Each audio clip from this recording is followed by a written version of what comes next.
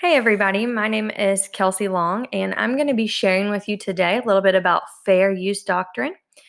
So, what is fair use doctrine?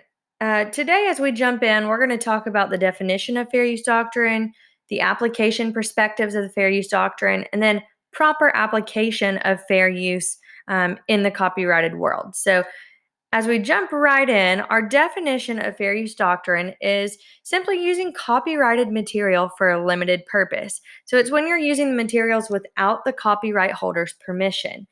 Purposes permitting the application of fair use generally include review, news reporting, teaching, or scholarly research. And as educators, it's important that we are following copyright guidelines as we are sharing materials with our colleagues and our students. So, we're going to talk a little bit about fair use and how we can be sure to reach out to different individuals who may have media that we'd like to use, and so that we know kind of what's allowed to be used in our classroom and what is not.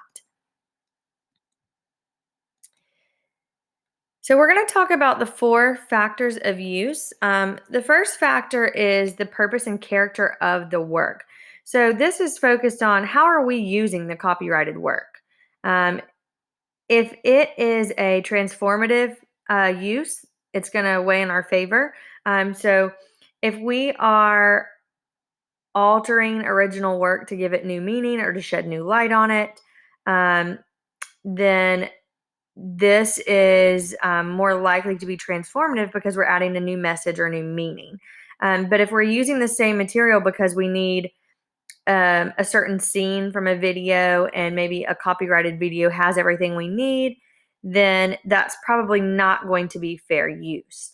So the purpose and the character of the use of the media, whether it's TV, whether it's something from books, whether it's something from an audio clip, is going to be important when it comes to fair use.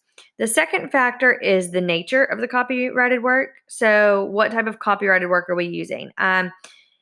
If it's something that's super creative, like a song or a movie or even a TV show, it's going to be a little bit harder to get by with using it. However, if it's something, more or less creative, more like data driven, or if it's quotes from some type of historical record or possibly something from a phone directory, that's going to be easier for us to copy and to use. Factor 3 is the amount of sustainability of the portion used. Excuse me. And this just is asking us how much of the copyrighted work are we using. Generally speaking, if you're using a large portion of the work, that's going to go against fair use. Fair use is really thinking more of a small amount of the work. However, there's not really a clear percentage or calculation that says exactly what's too much. So there's a kind of a fair line there that we've got to pay attention to on making sure we're only using a little bit of something versus using all of it or a good bit of it. Factor 4 is the effect of use on potential market for the value of the copyrighted work. So this is, could what you're using stand as a substitute for the original? And if so, then that's going to strongly weigh against fair use. But if it doesn't have it has little to no effect on it, then it's going to be generally in favor of fair use. So if people could just watch your video instead of the original work, that's not really going to play into fair use. However, if you were to use an idea from someone in your piece of art and you're not profiting from it, but you're just creating your own piece, that's going to be more acceptable for fair use. Now, the educational use is a little tricky, but this is a great flow chart for teachers. So this starts off by talking about, is the work personal use? So if it is, then it's not covered by the educational fair use. But if it is not, if it's for instructional purposes, you've got a route that you can go on this chart. If it's not, it asks you if the student's using the work. So this chart does a great job giving teachers a rundown of how something could be educational fair use. There are 3 rules of thumb. If you did not personally create what you're working with, go ahead and assume that it is copyrighted. Okay, that's just best practice. The second rule of thumb is if you are using the work and it's resulting in profit, distribution, or personal gain, you should always get permission to use it first. And if the work is not being recreated or used outside of a school class, you're typically safe, but it's always best to have the original resource cited and available. So, this gives teachers and educators a great little rundown of some boxes they could check before using a certain resource. This is another helpful tool that the copyright.com put together on basics of fair use. And I apologize, my internet is taking a second to load, but this list will give us a rundown of some ways that we can use copyrighted material. So there is a checklist for the purpose. There's a checklist for the nature, the amount, and the effect. So these are those 4 factors. And I love that this shows the favoring fair use as opposed to opposing fair use. So you can kind of see what you're planning to use the material for, and then use this checklist, and it will help you to figure out if you are favoring fair use or if you are opposing fair use. Okay, and as we continue here, we're going to get into some examples of fair use. So the first example I want to show you is actually a video. And I love this example from Sesame Street. It is Sesame Street's parody of Gone with the Wind. So videos, fair use could include videotapes, DVDs, digital movies, video clips from the internet. However, there are some violations. If it's purchased by the school, instructional in nature, and copyright information must be provided. So these are all ways that you can prevent violating the fair use. So I'm going to show you guys a quick little clip.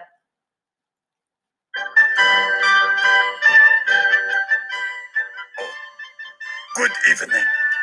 Alistair Cookie here again. Welcome to Monsterpiece Theater. Tonight, we're very excited to bring you all-time favorite movie, Gone with the Wind.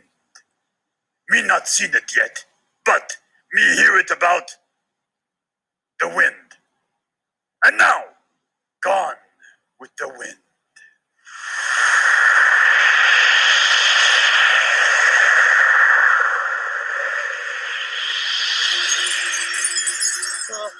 That wind seems to be getting mighty strong, Miss Scarlet. Oh, Green! What do we do? What do we do? What do we do? Frankly, my dear, I haven't got the foggiest. But that means I'm gonna have to figure something out. I reckon so, my dear. Oh, this wind is too loud for me to even think. I know. I'll think about it tomorrow. I was afraid she was going to say that. Something tells me tomorrow might be too late. Oh, wait. There is something we can do. What's that? We can subtract. We got subtract? Yes, of course. Like this. There's 2 of us, right? Yeah. 2 of us. Take away 1 of us.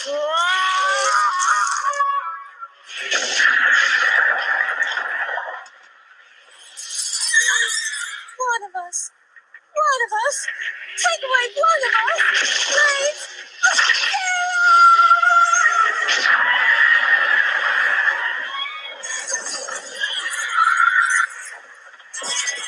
And so, in all-time favorite film, Gone with the Wind.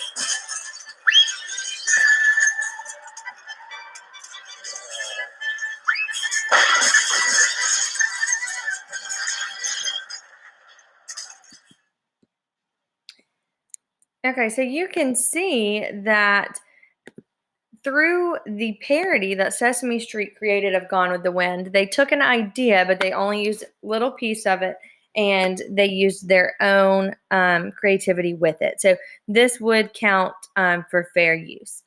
Another example is, let's see here, is books. So if it includes an entire work or a portion of work, a work with an outdated format, or a work that cannot be purchased at fair price.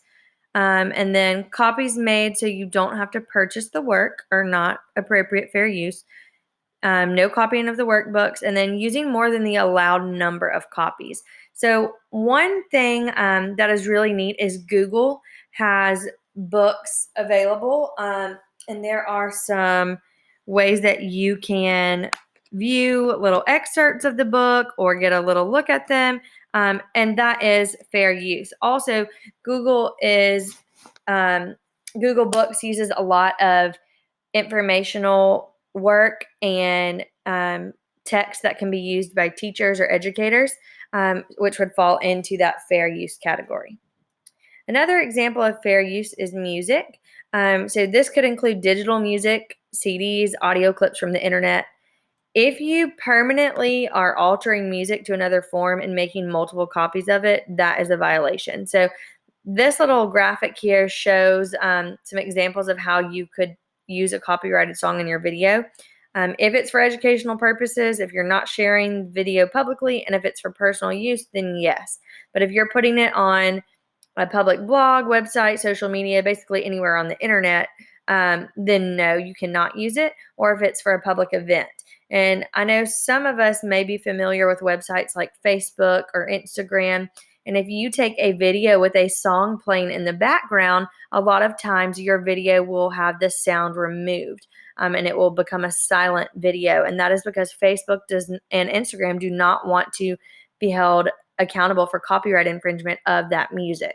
So it's important to kind of keep in mind your uses for music when thinking of using it for some type of purpose.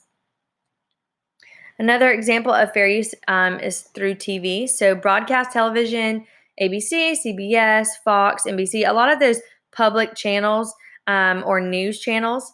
Some violations would be if you were to alter the broadcast. So you cannot alter the broadcast at all. You've got to keep clips how they are originally filmed or presented. Cable services like Disney or ESPN or Bravo, those cannot be recorded. And so those would not count as fair use. And then images, so photos of illustrations, one charter picture here and there, diagram, a cartoon per book or magazine would be okay. But violations, if you permanently alter the image into some other type of form, or if the image is still in a collection that's copyrighted, it cannot be used. So I love this graphic about using pictures and copyrighted images. So it starts off with, can I use that picture? And it asks you, did you take or create the image yourself? If you did, you can create, did you create it from an original idea? And then there's some little things that bounce off of that for yes or no or not sure. And then if you did not use it yourself, there are a couple of fair use questions that really help you to know whether you can use something. For example, this graphic is from the visualcommunicationguy.com, and on his website, he lists that this picture can be used for educational purposes, which is what we're doing in this video here. I'm educating you about images and being used for fair use. Now, if I were to take this and try to print it and sell it, that would not be fair use. So it's important to just pay attention to where you're getting your images from, especially if you're finding them on social media or on a website. It's always better to reach out and to ask for permission or to get credit from the user before posting or before using the image. And then lastly, here are the references if you'd like to look through. Got some great helpful information from a few various websites. And I do recommend that you bookmark the list here for helpful tools, just in case you're working in your classroom and you need to double check whether something is fair use. This would be super beneficial. But thank you so much for joining us today and for listening and reading through about fair use doctrine. If you have any questions, please don't hesitate to reach out to me. Thank you so much.